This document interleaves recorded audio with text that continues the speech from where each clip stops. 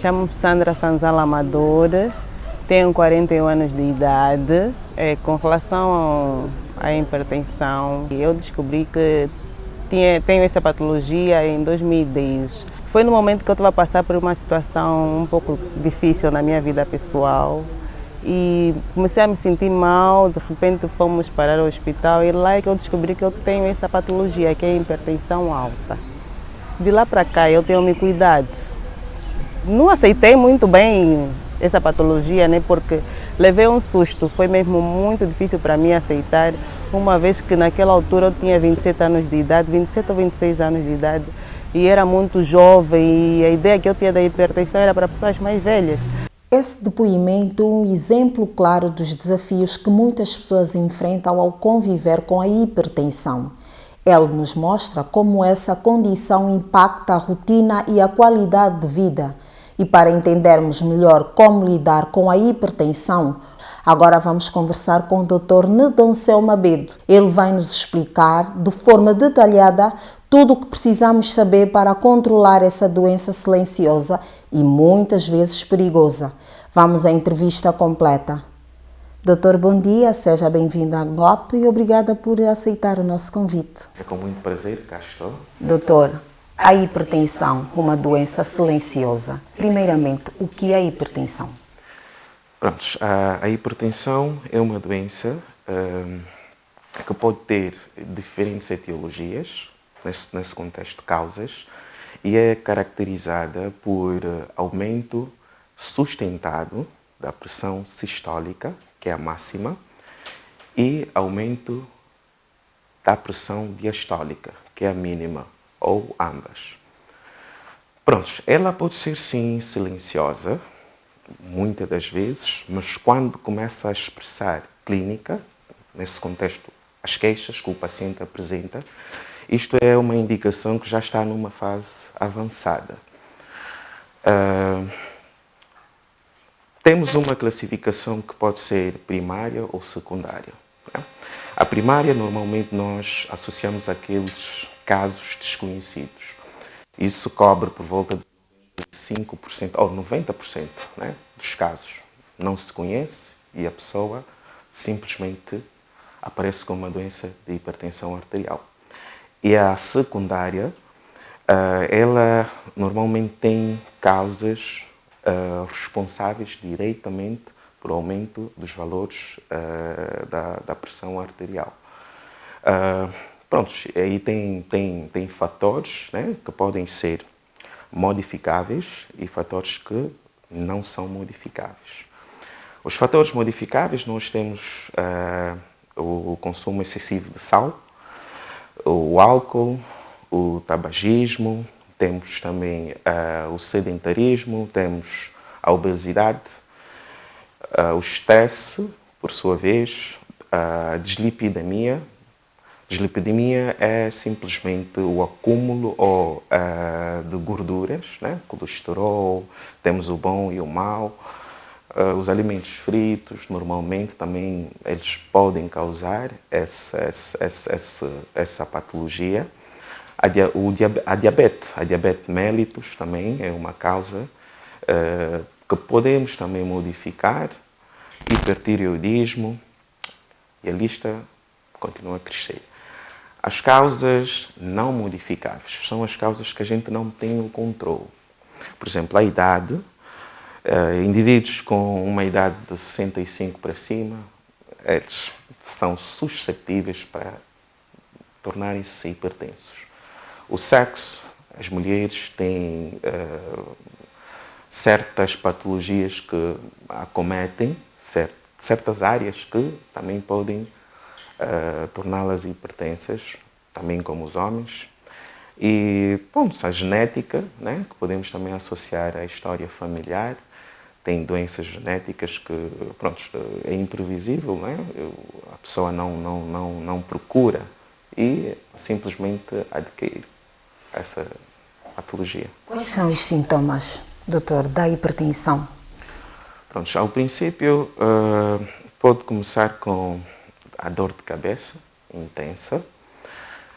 Muitas das vezes também temos o chamado zumbido, nas vias auriculares, né? Como se tivesse alguém a soprar nos ouvidos, tonturas e quando já tem complicações, a pessoa pode começar a ter sinais de dificuldade de dormir, pode começar a apresentar cansaço fácil, né? Falta de ar e muitas das vezes também os pés ou os membros inferiores ou superiores começam a inflamar-se. Pode resultar também na perda de movimentos de alguns membros e pronto, a lista é longa, mas muitos dos sintomas já estão associados a complicações, quer dizer que já está numa fase avançada e já atingiu alguns órgãos-alvos. E como é que se pode diagnosticar a hipertensão? Quando é que uma pessoa consegue saber que é hipertenso? Pronto, o diagnóstico é feito no consultório. Pronto, uma medição tem que ser uma medição, 2 ou mais medições durante 2 ou 3 semanas. E como é que é feita esta medição, doutor? Pronto. Ao princípio nós temos o aparelho, né, que é bem calibrado. O paciente pode ingressar no consultório ou numa unidade hospitalar. Nós aferimos a pressão arterial. Suponhamos que antes de descrever, vou só dar aqui uma classificação para entenderem mais ou menos como é que nós chegamos ao diagnóstico. Ela por si tem a sua classificação, né? A pressão ideal é de baixo de 120 a máxima e 80 a mínima, a sistólica e diastólica. Este é o termo que a gente usa. Esta é a pressão ideal. A normal é de 120 a 129, a máxima, de 80 a 84, a mínima. O pré-hipertenso, quer dizer, alguém que já pode desenvolver a doença, ele tem uma pressão arterial, a máxima de 130 a 139 e a mínima de 185 a mínima de 85 a 89.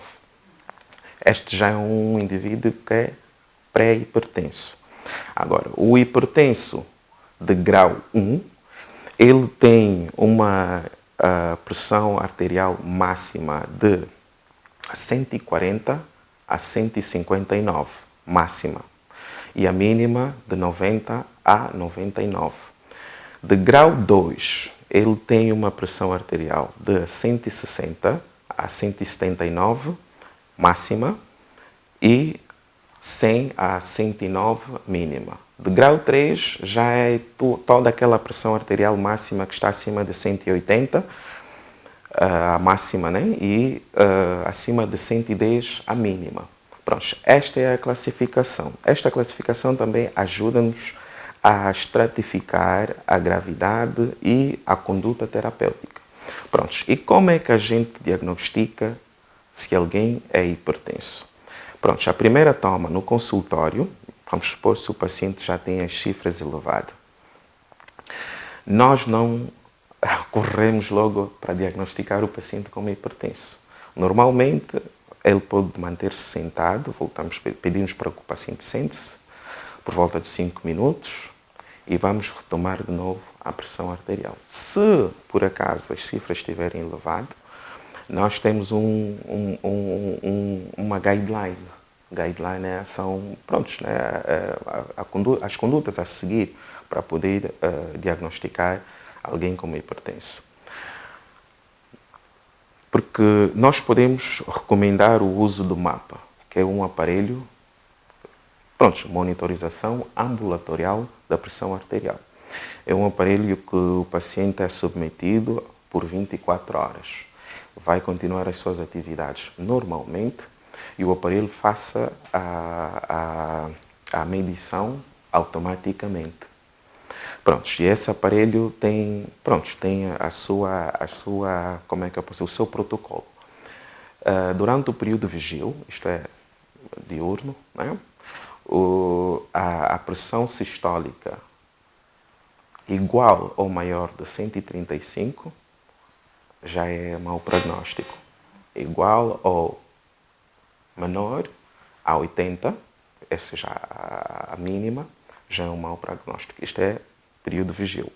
E o período noturno, né, de sono, quando está a dormir, uma pressão arterial igual ou maior a 120, já é um mau prognóstico. Igual ou menor a 70, já é um mau prognóstico. Quando a gente faz o laudo, né, a evolução das medições que o aparelho fez, ali já temos como, por exemplo, classificar a pessoa se é hipertenso ou não, em base dessa guideline.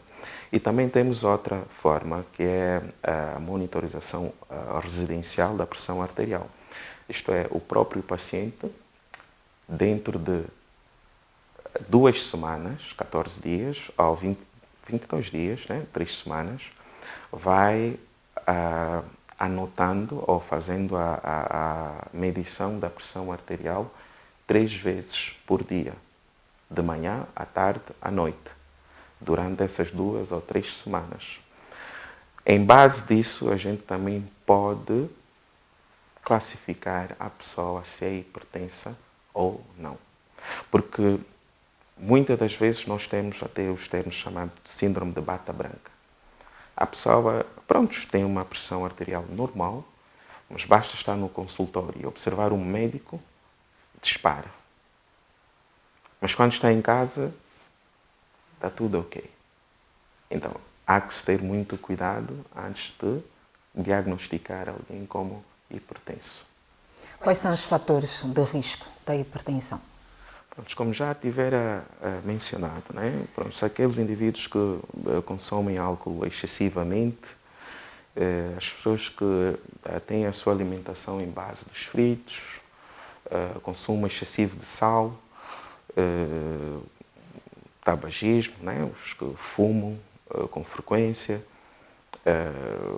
as pessoas que, pronto, já diabéticos diagnosticados, as pessoas que têm problemas de hipertireoidismo, qualquer problema hormonal, a gravidez, tumores e, pronto, e tem variedades de doenças também que podem contribuir para a hipertensão. Isto Quais já é... são essas doenças, doutor? Consegue citar?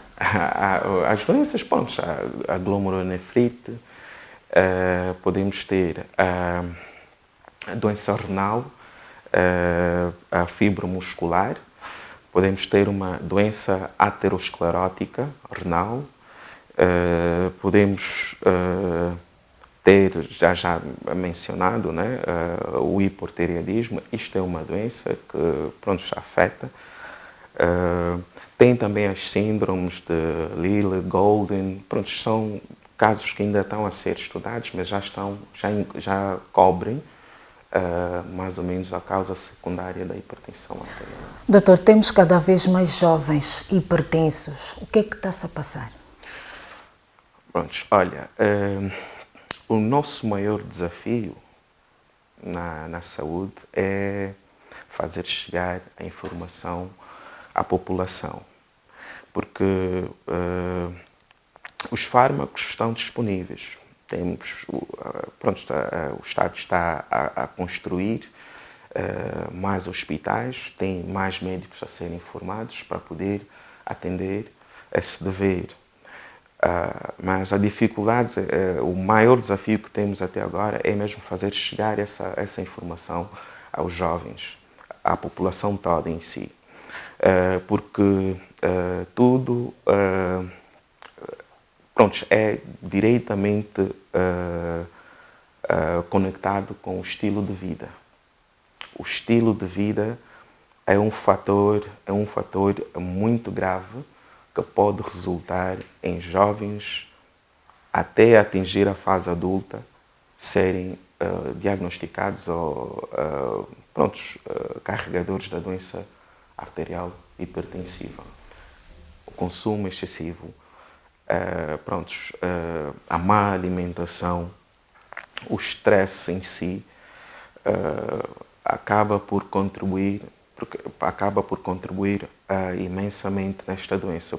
E o álcool, por sua vez, é um dos fatores que acelera esse processo. Porquê? Porque ele, para além de trazer um desequilíbrio no sistema nervoso, para além de aumentar, por exemplo,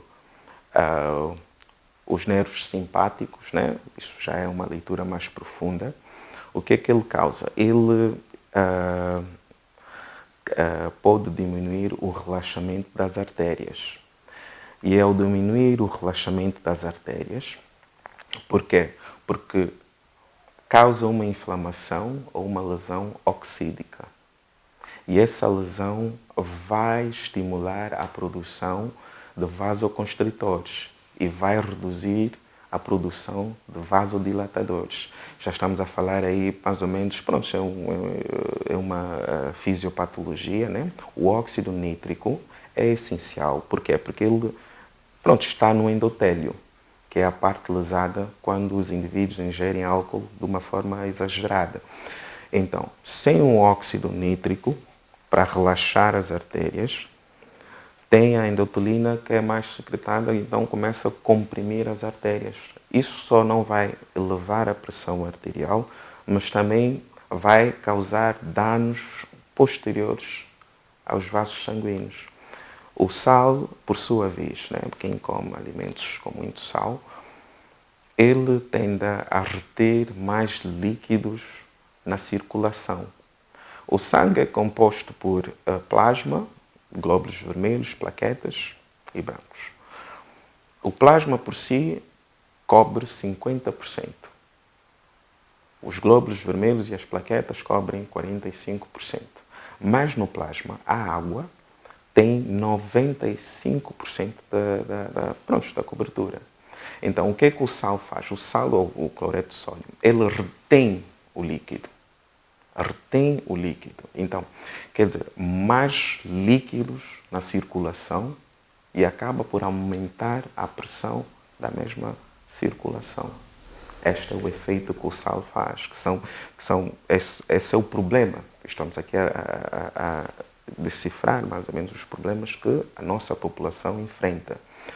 Então, nós temos que educar, chegar até onde não há meios e ilustrar a população. Esse é o maior desafio que nós enfrentamos até hoje. Ele é prevalente mais em homens ou em mulheres, doutor? Pronto, os homens são mais suscetíveis a serem hipertensos por causa da fisioanatomia. Temos mais casos relacionados ao género masculino do que o género feminino. Qual é o papel dos exercícios físicos para a melhoria desta patologia, doutor? É implacável. É implacável porquê? Porque alguém que pratica os exercícios, ele não só vai reduzir o colesterol, que é um dos fatores muito, muito devastador na causa da hipertensão arterial, não só, e noutras doenças também.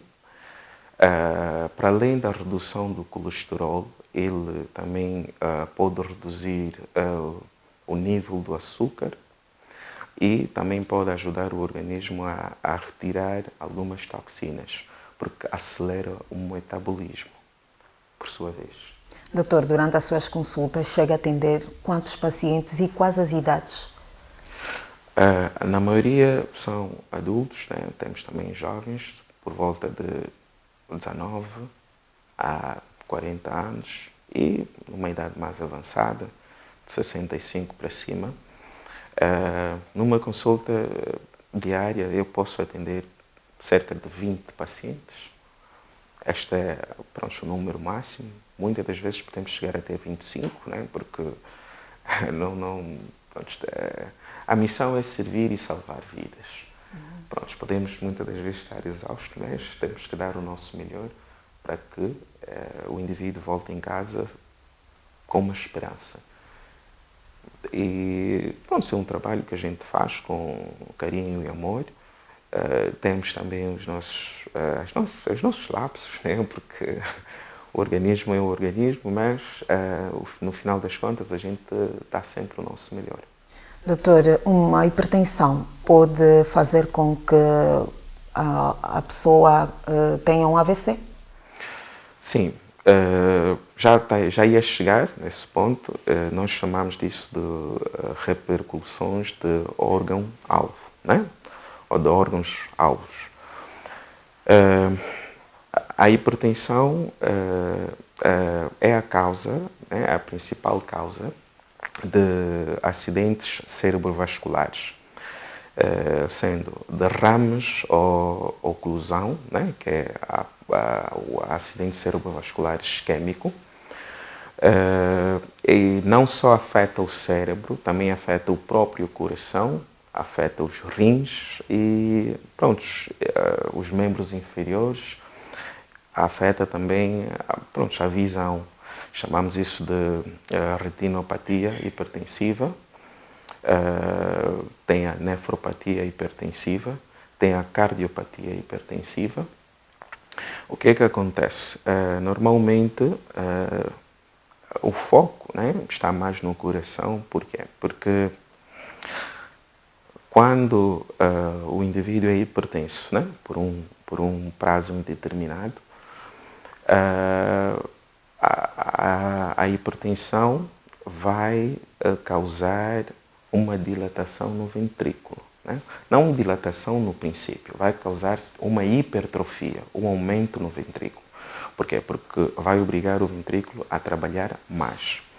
Então, essa hipertrofia é resultado de mecanismos compensatórios. O coração está a tentar compensar por essa hipertensão, trabalhando mais. E quando acontece essa hipertrofia, chamamos dela hipertrofia concêntrica, afeta o átrio ou a aurícula esquerda, porque a aurícula esquerda é que tenta bombear sangue no ventrículo.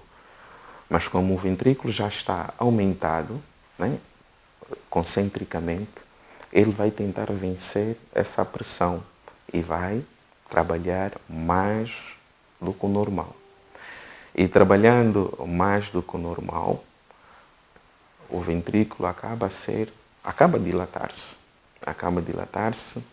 causando um substrato, né, por longo prazo, um substrato que pode propagar uma fibrilação auricular. A fibrilação auricular é uma complicação muito, muito perigosa, porque desta pode resultar numa morte súbita, pode resultar na formação de trombos que podem depois deslocar-se até o cérebro e causar um AVC. E o dano vai sempre continuar. Depois da aurícula esquerda, o próprio ventrículo também começa a dilatar. E aí já chamamos de uma hipertrofia excêntrica. E ao dilatar, começa a ter as disfunções sistólicas. O coração já não consegue ejetar o sangue devidamente porque perde a capacidade de contrair adequadamente. Prontos. E isto pode disparar um mecanismo que vai afetar também os próprios rins, pode também ocluir, vai poder agregar mais gorduras ou placas de gorduras nas artérias, porque começam a ser lesadas. E o mecanismo parece uma rede que conecta tudo numa só causa, que é a hipertensão. Doutor, que impactos essa patologia pode causar para a sociedade, além de desestabilizar uma família e um ser humano? O impacto socioeconômico, é sabido que a hipertensão, né, a nível mundial, é a primeira causa de morte. Então, nós temos aí uma sociedade que não vai viver o suficiente. O Estado em si vai perder quadros, vai perder indivíduos que podem contribuir no crescimento do país. Vamos perder em todos os setores, porque alguém que é diagnosticado com hipertensão arterial pode, além de desenvolver incapacidade, suponhamos que tenha um AVC, perda da força muscular, esta pessoa já não vai poder cumprir o seu dever adequadamente. Suponhamos alguém que foi sujeito a uma diálise depois de obter uma complicação renal, como a insuficiência renal crónica. Este indivíduo praticamente já é dependente, está a depender de uma máquina e já não pode cumprir as suas funções ou os deveres. E pronto, as complicações são tão devastadoras, enormes, que o impacto é abismal na sociedade, qualquer que seja.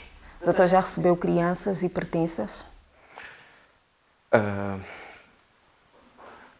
Não no seu todo, né? Porque a maioria das crianças que a gente agrega na nossa unidade hospitalar são doentes já com patologias congénitas que merecem uma intervenção cardiovascular. Nem todos eles aparentam ser hipertensos, mas sim têm incapacidade de ter um coração que funciona normalmente. Doutor, vamos falar sobre o lado preventivo, rapidamente. O que é que as pessoas devem fazer para estarem isentas da hipertensão? É básico, a alteração do estilo de vida. O primeiro é sempre a alimentação. A alimentação é a principal conduta terapêutica para qualquer doente hipertenso. Reduzir o consumo excessivo de sal, reduzir o consumo de álcool e de carboidratos e gorduras. Pronto, a seguir vem a prática de exercícios. É fundamental. O descanso é fundamental. Evitar o estresse, controle emocional é fundamental. Alguém que tem essa conduta bem programada vai evitar a probabilidade de ser um indivíduo hipertenso. Ok, doutor, muito obrigada por aceitar o nosso convite. Doutor, para finalizar, tem alguma coisa a acrescentar? Uma doença silenciosa, mas que tem vitimado muitas famílias? Pronto, eu gostaria de dizer que a hipertensão é perigosa, não vamos subestimá-la, vamos tomar o cuidado necessário. Para quem suspeitar ou sentir qualquer alteração que pode estar relacionada a esta doença, corre até uma unidade hospitalar. As consultas estão abertas, o atendimento é grátis. Não vamos incubar, não vamos guardar a doença, porque quando tomar em conta já será um pouco tarde. Obrigada, doutor, por aceitar o nosso convite. E assim foi a nossa conversa com o cardiologista Nedoncel Mabedo. Espero que tenha aproveitado o suficiente para saber se prevenir. Caro internauta, já sabe, viver é bom, com saúde é melhor. Fique bem.